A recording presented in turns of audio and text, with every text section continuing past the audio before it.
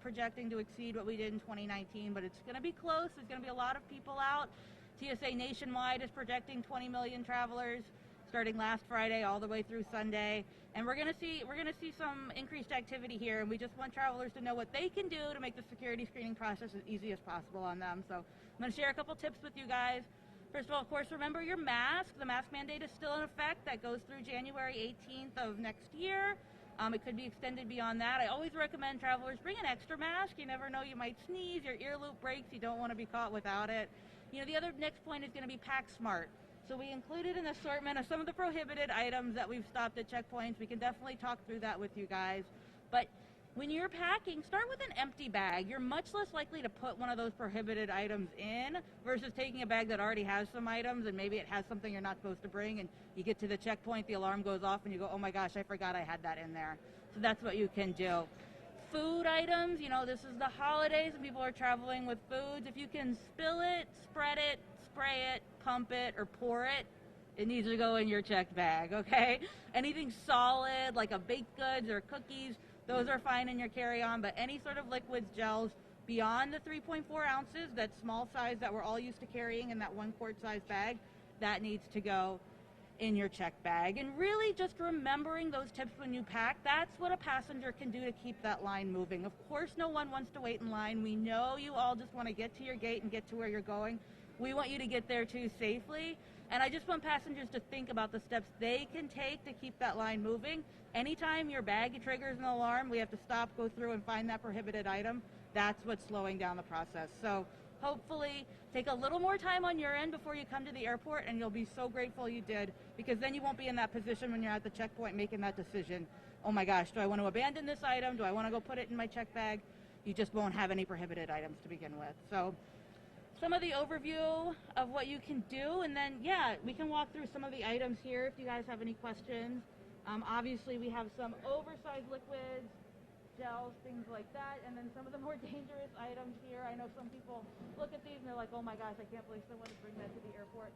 Most of the time, again, people are saying, oh, I totally forgot I had that on me. They weren't really thinking I'm trying to smuggle a weapon by any means. It's more innocuous, but these are super dangerous. You would not want any of these on a plane, and people should not bring them. Don't put them in your carry-on.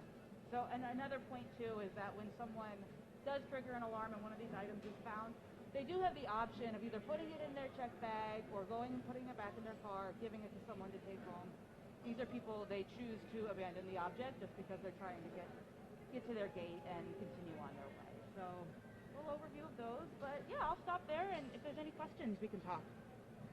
What's been the biggest issue you all have had so far as people are traveling?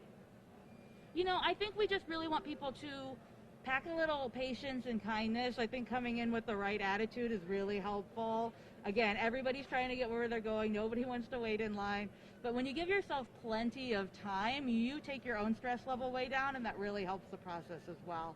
So, you know, travel is definitely rebounding. We're seeing more travelers here. It's definitely a larger number of leisure travelers. That business traveler has not necessarily come back in the same numbers, so sometimes people might not know that TSA etiquette, the process to get through that screening line as quick as they can, why we're having this event today. So I think if people just make sure they're not bringing any of these prohibited items, again, not just talking about the weapons, but those oversized liquids, gels, and aerosols, that really helps the line keep moving.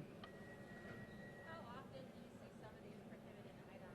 I mean, some of them are a little crazy. Yeah, I mean, definitely I would say the oversized liquids, gels, and aerosols, we're stopping those multiple times an hour, probably. Like those frequently, that is what's going to trigger the alarm, and we pull that out, and again, the person makes a decision if they want to abandon the item or not. The weapons, less frequently, but definitely every day something is found that would be very dangerous if it made it on the plane. So again, credit to our transportation security officers. They are very good at their jobs, and they are keeping so many of these items out of harm's way so that they can't hurt people on an aircraft. There was an incident earlier this week in Atlanta with a firearm, before security. What are we finding in terms of people traveling with firearms? Yeah, so great point. Firearms are never allowed in the aircraft. Let me stop there. If you want to bring a firearm, it can go in your check bag. It needs to be unloaded in a hard-sided locked case. there is a proper way to travel with a firearm. It's never allowed in your carry-on bag. It's extremely dangerous, as we saw in Atlanta, to try and bring a firearm loaded or unloaded through the checkpoint. Our officers are going to find it, and again, there's there can be federal civil penalties, there can be local criminal charges, you can miss your flight. It's really just not worth it, and if you just take a few more minutes and make sure you're not accidentally carrying a gun with you that day, it's definitely worth it, and you're saving yourself so much time and trouble. Yeah, so that incident was a reminder of why this work is so important, what our officers do looking for those weapons, and we're going to continue that here and keep everyone safe.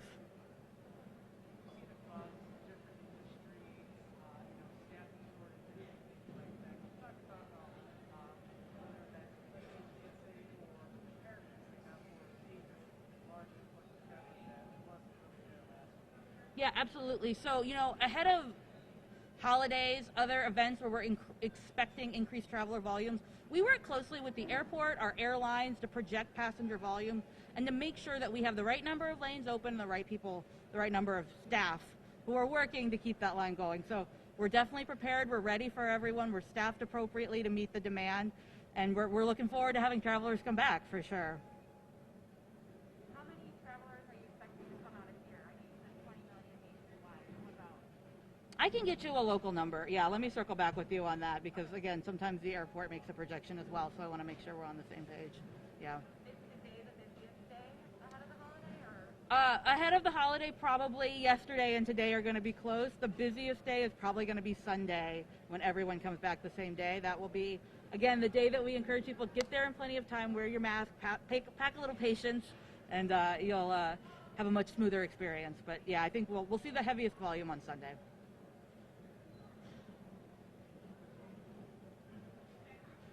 All right, anybody else? We all good?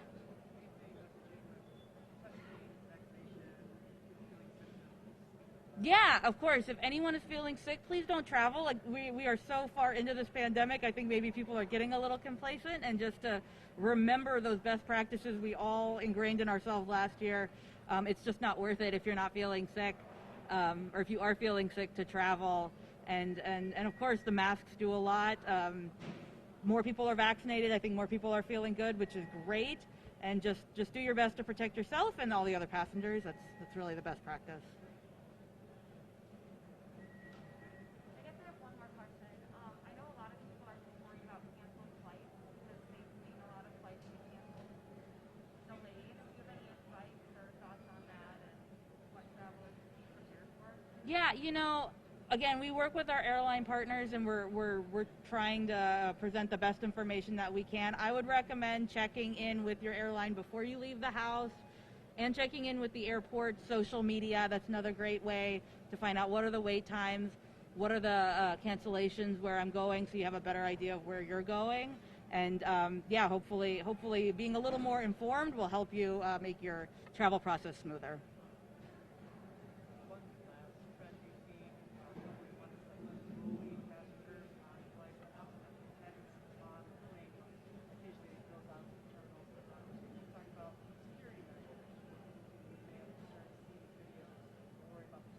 Yeah, you guys might notice we have some new signs that we've put up here just to remind people about respecting our officers and behaving appropriately at the checkpoint.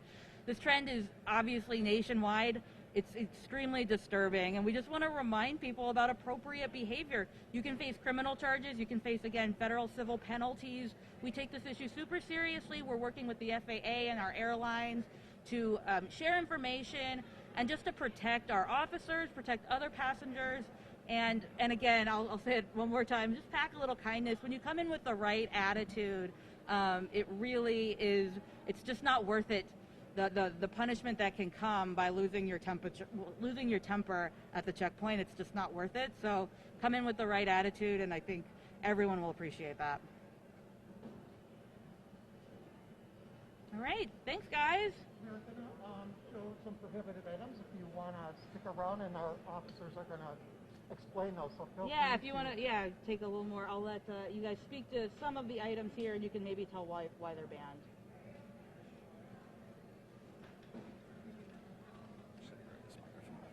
Thank you very much. I guess we'll start at this side of the table, and the cast iron is not allowed on the aircraft up in where you can access it. It can go in your check bag underneath the plane. Most of this stuff can go in your check bag under the plane. Is perfectly fine, but even those cute little cookie kits that you get for Christmas, where the cast iron's only this big, those unfortunately still cannot come up through the checkpoint up here. Your tools are limited to a 7-inch or less length, so whole sets, just one. If you want to abandon the whole set, you're more than welcome to. You can take the ones that are smaller. That's up to you. These large mag lights also can be bludgeoning objects, so you don't want to try to bring these on at all. Small flashlights are perfectly fine and acceptable. Any power tools cannot come through, even if you don't have a battery to make them work. They still are not allowed, along with drill bits, are also not allowed no matter the length. They don't come into that 7-inch rule. Your oversized liquids, like she spoke on before, anything 3.4 ounces or larger cannot come through the checkpoint. There are some caveats to that, and you can find that information on TSA.gov on how and what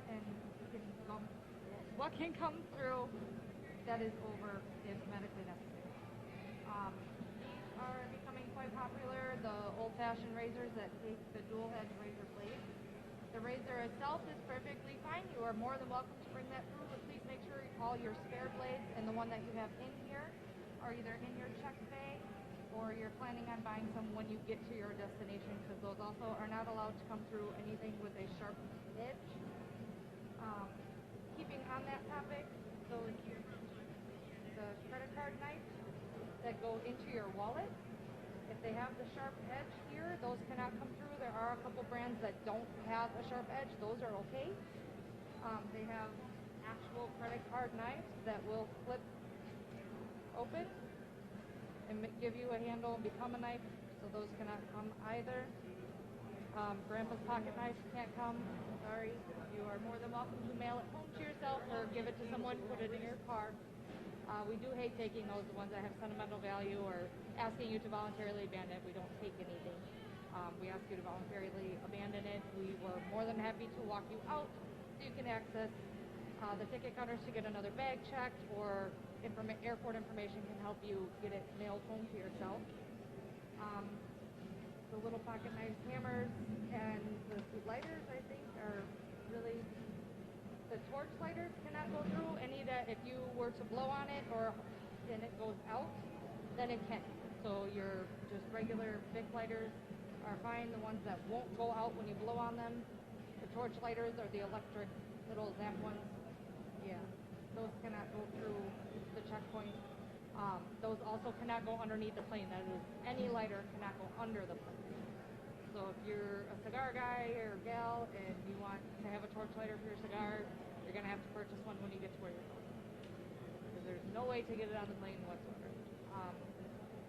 Self-defense items like the cat eyes there are not allowed. And these Couboutons, not only can they injure other passengers, it is a possibility to try to break the glass, and you're just going to cause panic on the plane. We don't want that. Anybody have any questions on specific items on the table?